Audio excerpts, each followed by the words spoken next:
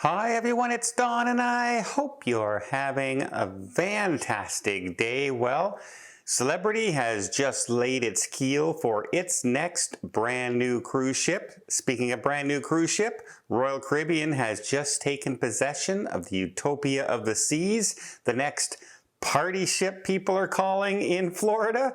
We also have Norwegian Cruise Line quietly changing a very popular menu on board a very popular dining venue, and a lot of people are not happy. And we of course have a very sad story again of another person going overboard on MSC cruise ships.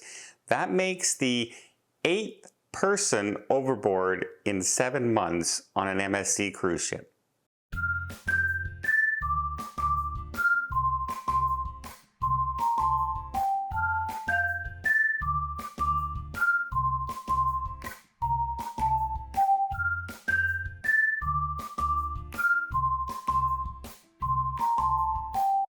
Well, in France, the Celebrity cruise ship, Celebrity XL, I'm still not a big fan of the name that they chose for this one.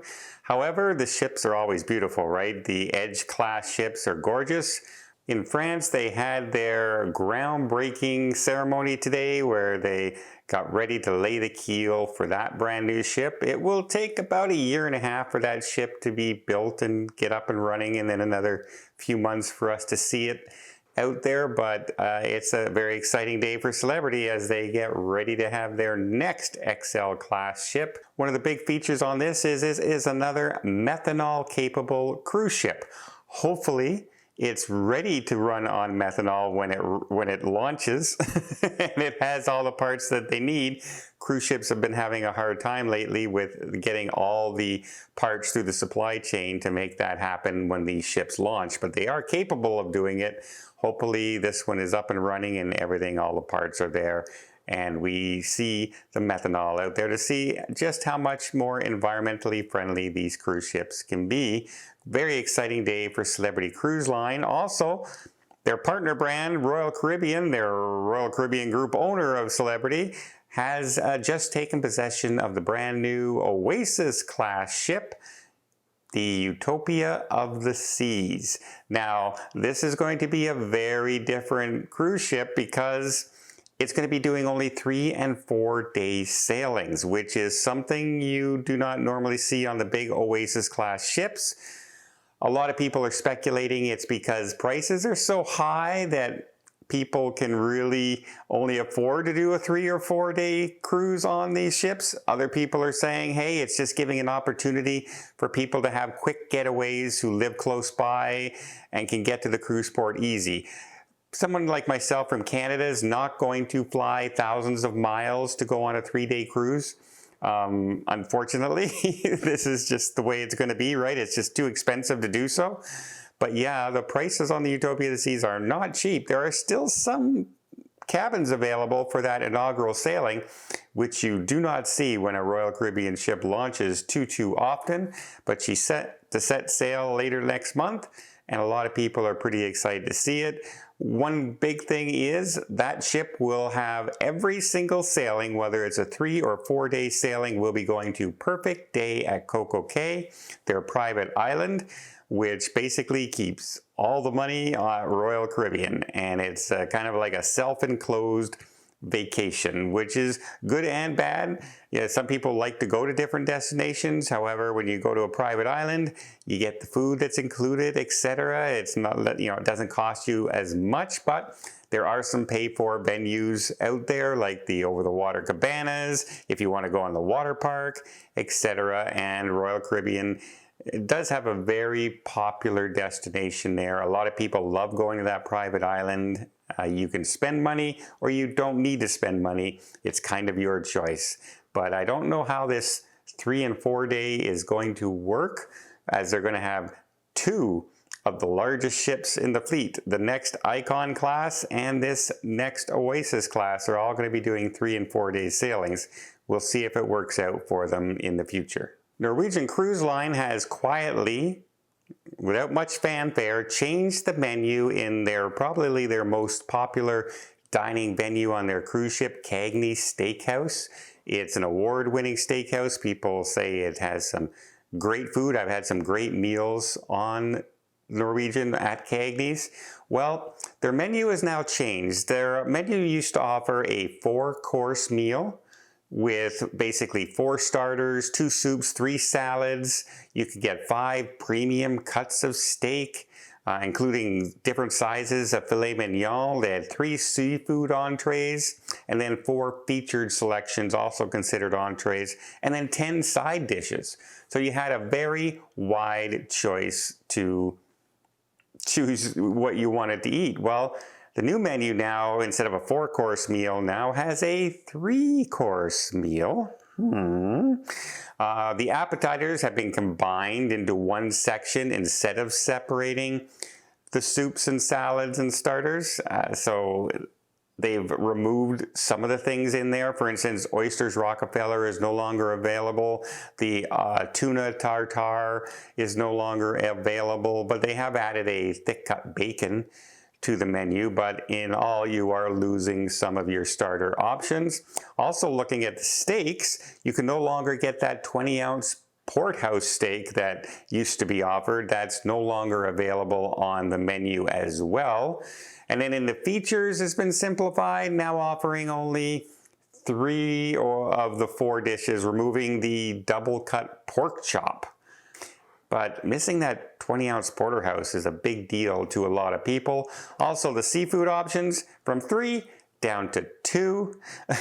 You see where we're going here? The side dishes have been consolidated from 10 to 7.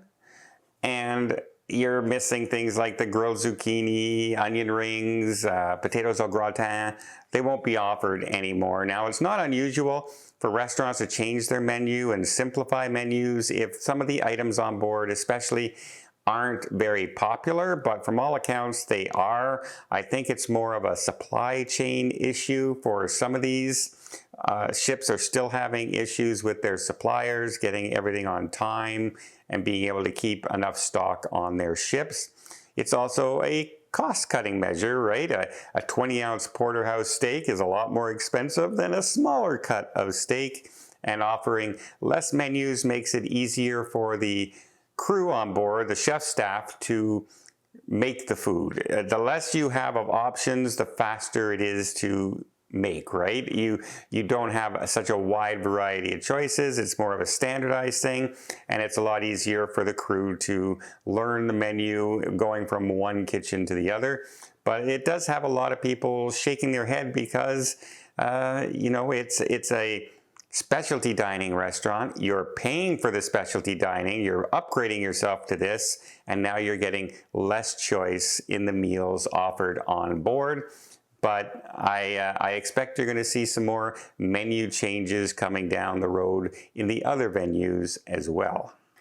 And finally, I have another story about a crew member overboard. And what makes this distinct is there's now been more people overboard in fewer months than there have been people overboard on MSC. But before I get there, let me just invite you to hit that subscribe button if you haven't done so already. If you want to keep up to date with everything going on in cruising, from the new ships coming online to the different features that are going to be offered on these ships, to what they're going to be doing if they're changing your menus on you, etc. I'll try and keep you as informed as best I can, and maybe make your next cruise just a little bit easier and maybe a little less frustrating, and make it a little more enjoyable.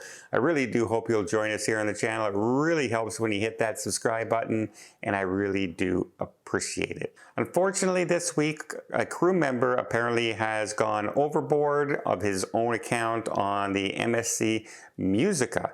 Now, that's sad news in itself, but this marks the 8th person in 7 months from an MSC cruise ship. That's a staggering number of people for one cruise line. You might hear about that total in a year, let alone on one cruise line. So it's not a very pleasant headline, shall we say.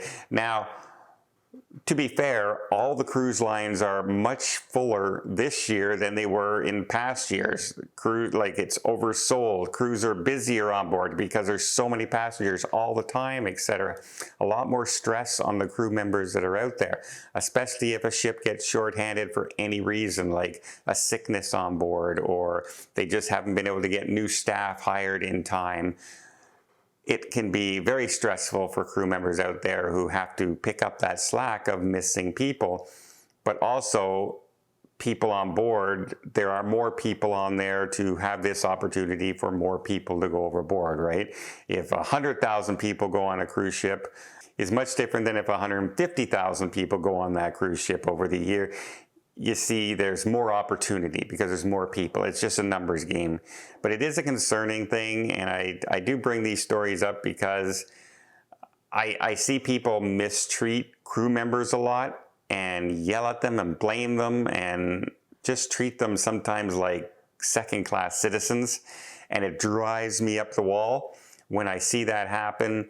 And this is just an example of perhaps something that we can do to make something like this less likely to happen in the future. Is just like most of us do. Treat the crew with respect, give them a smile, treat them like a human being. Because you never know what that crew member is going through at that particular time, and we don't want to add anything to it by complaining so much that the steak that came out of the kitchen wasn't cooked exactly to your perfection, and you're yelling at the waiter when the waiter didn't cook the food. The chef cooked the food. You see my point. And I see people do that all the time, and it really does drive me nuts. And so I really want to thank everybody out there who treats crew members with dignity, respect, and just make their days just a little bit brighter. I really love hearing those stories, as opposed to the stories of people yelling at a crew member for something that's usually not even their fault. Well, let me know in the comments down below, have you seen people ridicule a crew member who basically had nothing to do with what they were ridiculing them for? It's crazy sometimes. Well, I hope you appreciate this video. If you did, please give it a thumbs up. You want to see more tips, more tricks, more travel vlogs from around the world? Hit that subscribe button. Until next time, have yourself a safe and a great vacation.